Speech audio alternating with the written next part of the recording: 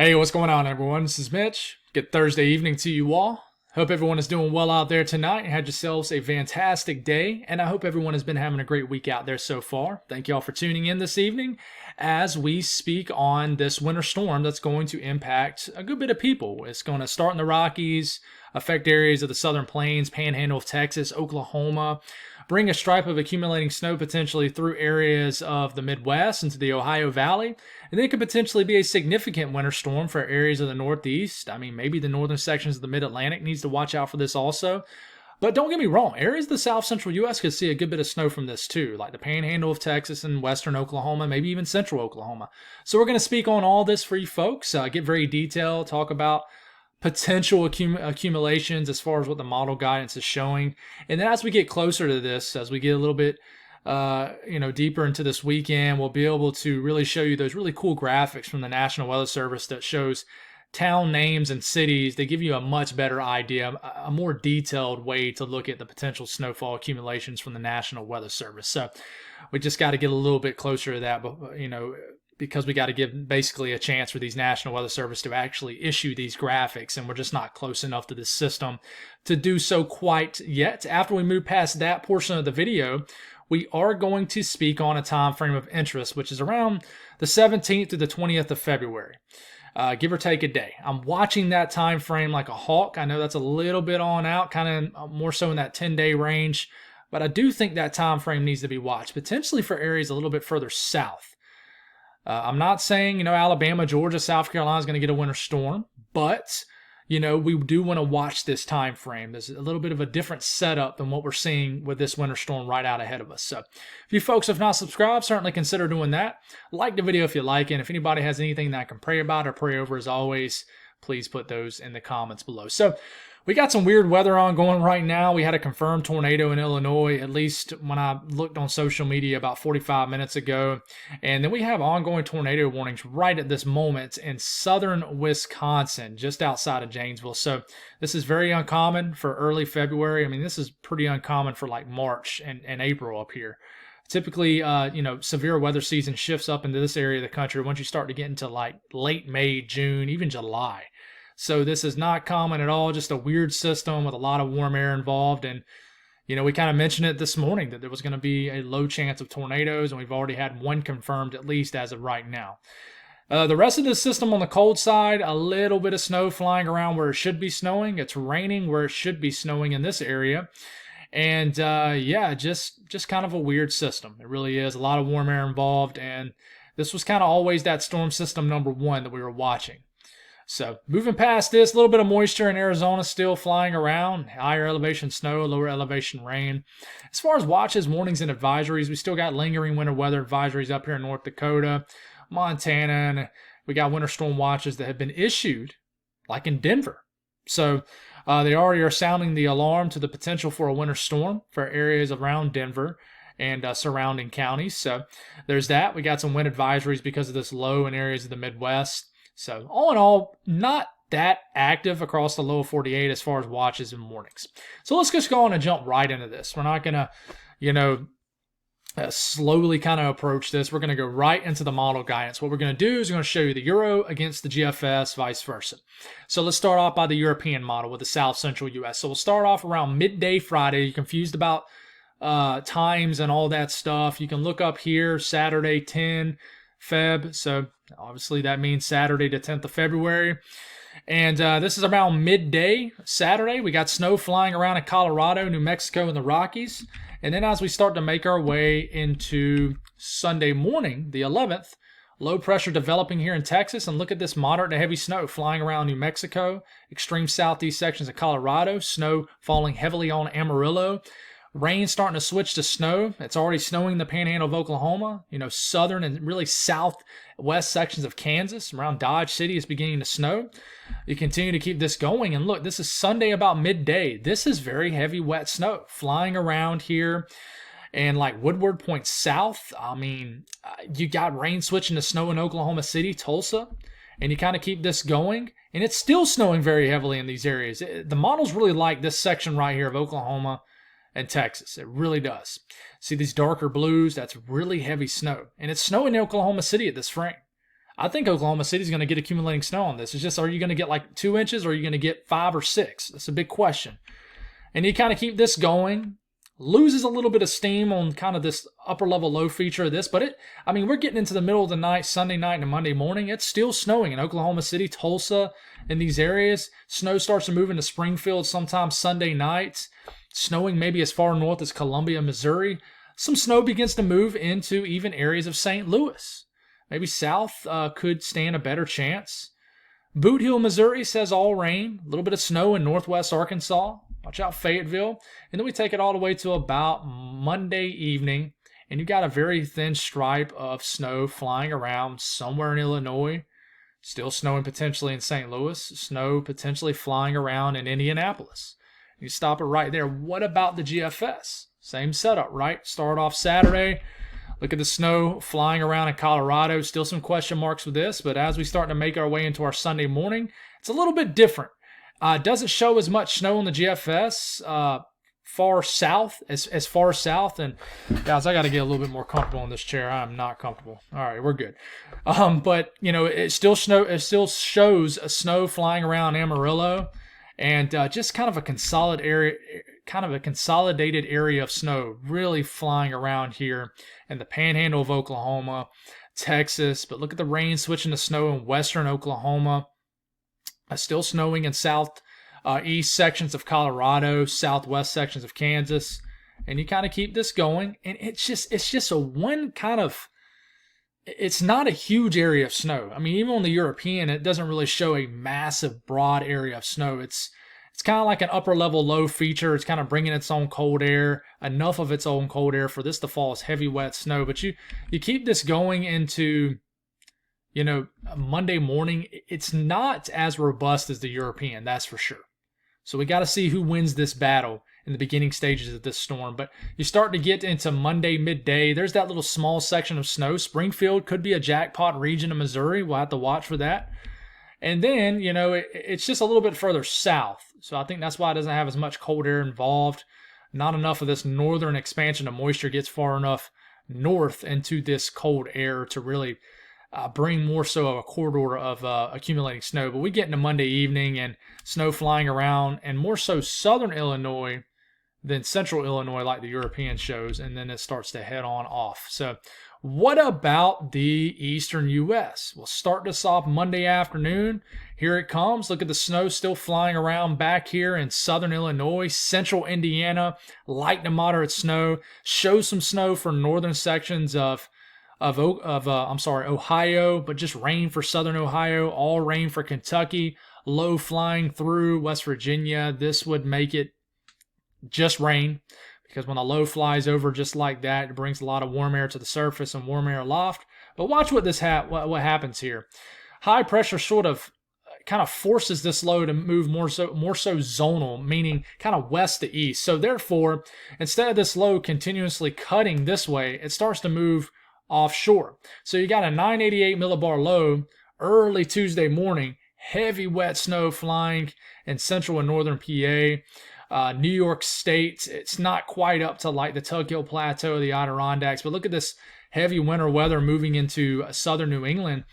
And you stop it right here, and you're waking up Tuesday morning with an all-out winter storm in areas of southern New England, just the Northeast in general, with a 985 millibar low. And if the Euro is correct, it would say that you're on the wintry side of this rain-snow line here in New York City. Most of Long Island just getting rain initially, but as this storm's kind of pulling away, cold air kind of taps into this moisture.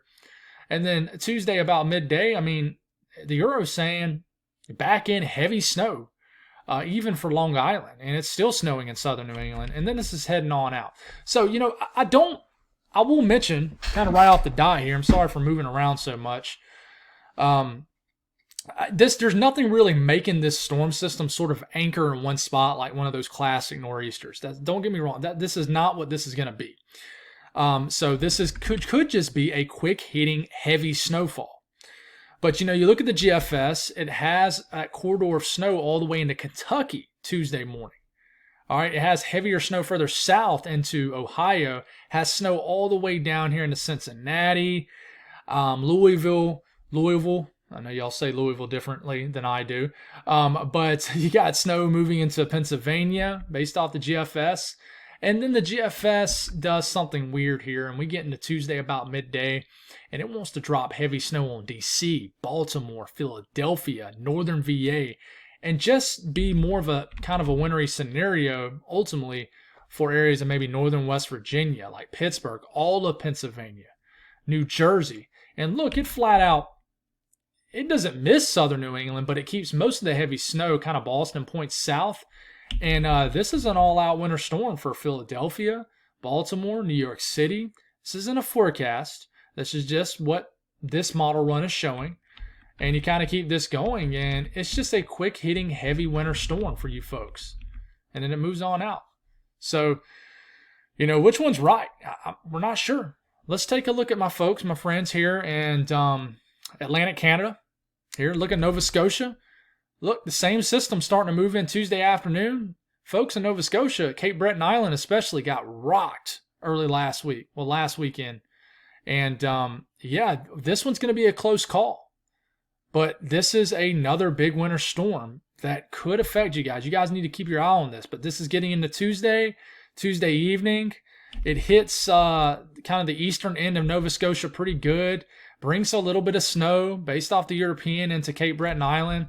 And then this is when our low really sets up, and this is when it could hit areas of Newfoundland pretty hard. And then this low could get basically slung back into Newfoundland, and then some weird things could happen here in this area of Canada just in general after that. We don't know what's going to happen, but this is a scenario you need to watch. You get this massive, broad, low spin going on here, and you can get some weird stuff going on out here. We need to fine-tune this as we're moving forward. We look at the GFS up for you folks up here, and this is what the GFS is showing. I mean, it's pretty close to the Euro. It's a little bit further offshore, keeps the heaviest snow offshore of Nova Scotia, and for the most part for Newfoundland also. But it does want to kind of throw back the moisture into eastern Canada in general for you folks. So we kind of look at the structure and the energy-wise with the storm in general, and this is mainly purely driven off the southern stream. This is our southern stream energy creating this winter storm potential across the south-central U.S. This kind of swings in. It's not connected to any northern stream energy, which is right into here. But it does try to connect kind of out into the North Atlantic. That's why we need to watch our friends in Nova Scotia, Newfoundland. You even got to watch New Brunswick, Cape Breton Island. Anybody out there needs to watch. If this phases together out there, it could be another big winter storm for y'all.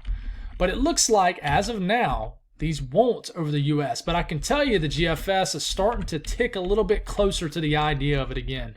So we need to watch this. So I will tell you, everything that I just explained for the Northeast, you know what? Hold on. We'll talk about that here in a second once we get to the Northeast. But the South-Central U.S., this is already in range of the National Weather Service, not the entire duration of the event, but you can already tell there's some disagreements. They're already calling for a few inches of snow in Amarillo. Woodward, already a few inches of snow they're calling for. Guyman. But this only goes out to Sunday evening. So that's why you're not seeing any snow from Missouri, rest of Oklahoma, because it's the National Weather Service. It only goes out about 74 hours. But you look at the European ensemble, it really jackpots this area of western, southwestern Oklahoma, the panhandle of Texas, with several inches of snow in this area. And then it lessens as we get into this region, going for just a few inches of snow in Denver, around the Front Range and just right up against the Rockies. Nothing too substantial, but this could increase. We got to watch this. But there's that stripe of accumulating snow right in this area, and it extends all the way through Oklahoma. And, it even highlights an area pretty good of northwest Arkansas through south central and southern sections of Missouri. So what about the GFS ensemble? Well, it likes this area again, but man, it really lessens big time as it starts to get into Oklahoma City and Tulsa. Then it has another highlighted area right in here. So there's definitely some disagreements for Oklahoma City to Tulsa with the ensemble guidance. Something we need to watch. What about my folks in the Northeast? Okay, so I think we're going to get more snow than what, like 4 inches of what this is showing. But this is a pretty high-end signal for this far out. I think that someone could, with what we're seeing now, could sneak in a foot of snow. I don't think this is going to be a system that's going to drop 2 feet of snow, but I think someone could see a foot. But there's a pretty broad signal across the Northeast from the European ensemble. It's even oozing into northern sections of the Mid-Atlantic, but it's a really sharp cutoff once you're starting to get into the Delmarva region. But southern New England, even down to New York City, most of Pennsylvania, northern New Jersey, and the rest of the Northeast has a pretty solid signal. And then you see the signal for 1 to 2 inches of snow that kind of slashes its way through the Ohio Valley sections of the southern Mid-Atlantic. All right, so what about the GFS ensemble?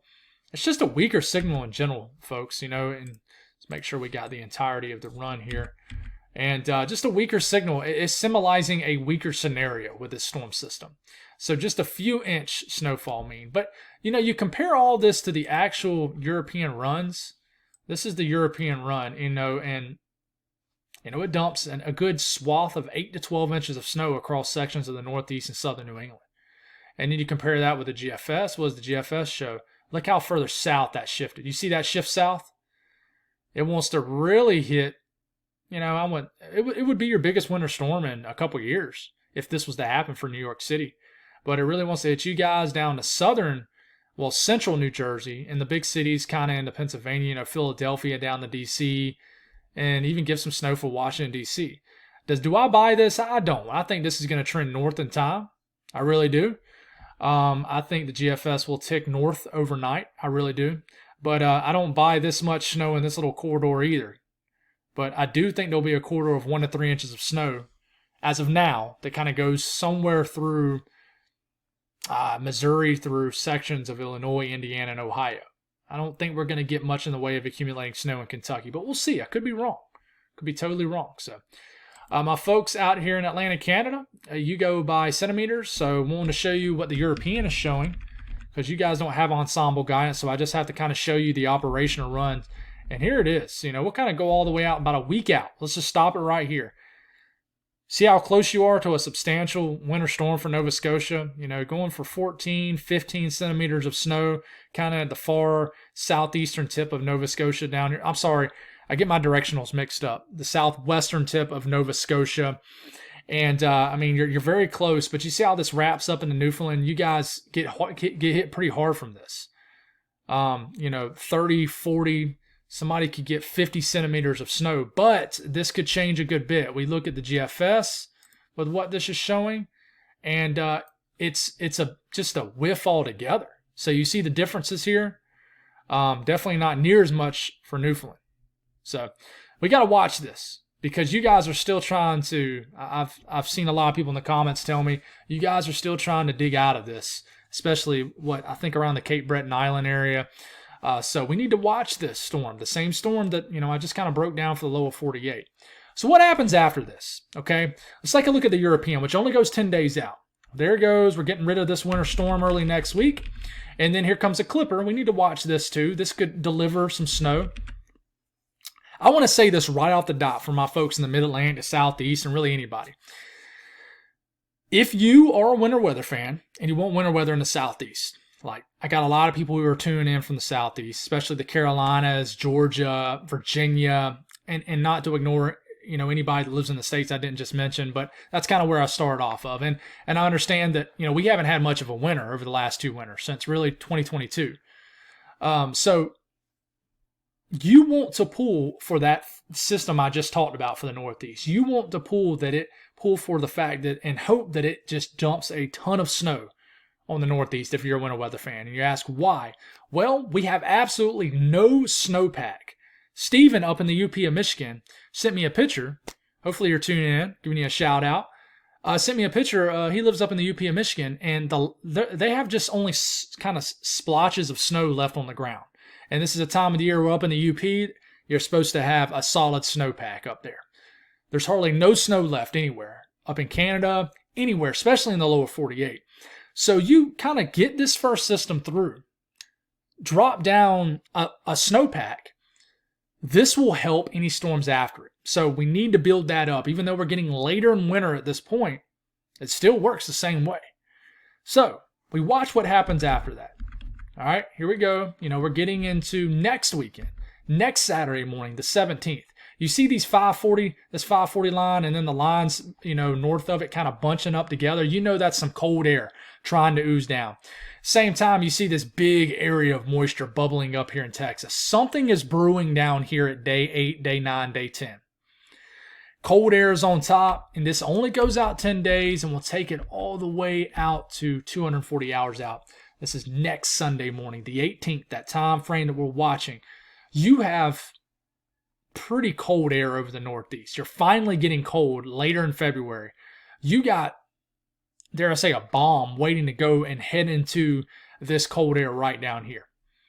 All right, so what would happen if this run was to keep going? Well, I would say that this would turn into a winter storm for areas for the eastern U.S., whether that be the Carolinas, the mid-Atlantic. If this run was to keep going, it would run into this cold air that's anchored in place right here, and we would get something happening. Now, what about the GFS? Latest GFS run, right? What does it show? Well, this goes past 240 hours, right? So, there's that aggressive looking clipper that we need to watch for. It's much more aggressive with this than the European is as we get into later next week after our winter storm. And then look, it wants to show a winter weather event for areas of the Midwest as we're getting into early next weekend. And there's already a little bit difference with this, right? The European had moisture just over here. The GFS already has moisture moving across the deep south at this time frame. Well, we'll go on and just kind of zoom into the eastern U.S. at this time frame. Cold air is kind of oozing down. You can see the 540 line. And if you see this line right here, see how it's kind of bunching up right here? See how it's kind of buckling? That tells me cold air damming is starting to go. You can see it with this orange line too. Cold air is oozing from the northeast to the southwest through the southeast. So you keep this going. Cold air really bogs down on top of this moisture. We get all the way to Sunday morning. Okay, you're thinking, Mitch, all I see is rain. Well, watch what happens. All of a sudden, you continue to get this moist feed into this cold air, and then all of a sudden, you're getting into around the 18th, 19th, and you're starting to see winter weather getting thrown into the picture. And this kind of delivers a winter weather event for areas of the southeast and mid-Atlantic. Then what happens after that? Who knows? After that, it really doesn't matter. It's just too much. There's too many wild swings to really figure that out. There really is. This was the run today, earlier this afternoon, that got everybody hyped up. Look what this one does. This was the run, from the lunchtime GFS model run is what I call it. And watch what it does. And this is very odd. This is not something you typically see. Has low right here. All of a sudden, it has a raging snowstorm for Virginia, North Carolina. Brings winter weather all the way down to Georgia, South Carolina. And then it heads on out. So we're starting to get some crazy runs now. What about the Canadian? Canadian only goes out 10 days also. But what we can see at the end of the Canadian here, as we see that clipper, a lot of cold air comes slamming down. I mean, not just for the eastern U.S., but for everywhere. You can see all this cold air down. Look, you see this moisture bubbling up. This is actually getting suppressed into Texas. And this cold air, and look at that spin. You see this spin up here? It's very interesting. That's a broad area of a low pressure slinging down cold air. And look, you got snow all the way down to San Angelo, almost San Antonio on the Texas, and Texas on the Canadian. I mean, it even wants to try to sneak snow all the way down to Brownsville, Texas. And that's because there's so much cold air. So look at all this cold air over the eastern U.S. Is this moisture going to continue to, if this run was to keep on going, will this moisture continue to sort of move northeast and eventually hit this cold air across the south? We don't know. It's pretty far out. So I don't know exactly what that is, but that's cool. Just to kind of look at the evolution of this as far as lower pressure, higher pressure. The oranges on your screen, that's higher pressure. The blues on your screen, cooler colors, is lower pressure, storminess. Oranges, warmer than average temperature, stable condition, a ridge. Blue in the trough, okay? There's our big storm signal for the northeast as we are moving into early next week. And then this huge broad area of low pressure, storminess, kind of anchors in one spot right here. We get a little bit of a flex of a ridge right in here. But watch this. This huge blue area is a cold air source. And then we watch right into here. So got what we call a 50-50 low right here. And we just got energy galore just kind of swinging around this low right up in here. This is why we need to watch Atlantic Canada. This is helping to throw down some cold air down in here too. Okay, at the same time, we watch energy right into here. And here comes a blue blob right here. Think of that as moisture. that's our southern stream getting active. And, we got this ridge. This is displacing cold air also down into the pattern. So kind of two kind of set up, sort of working in tandem right here as far as our cold air feed. And we kind of keep this going, right? Low 50-50 lows anchored in one spot right here. It's not really anchored in one spot. It's sort of just pivoting around, pinwheeling kind of around in one spot. And you see this big blue blob down here. That is some sort of low pressure entering the pitcher. And then we're going to try to get some cold air thrown into this pattern. And to me, this is your classic cold air damming sort of setup where you're probably going to get some sort of high pressure that kind of slings some cold air into here, low right into here. And what's going to happen somewhere into here? I mean, I'm just kind of circling an area. And we're going to have moisture down here too. And then what kind of cold air feed are you getting from this ridge flex up into here? I mean, you could get some cold air diving down to Texas too.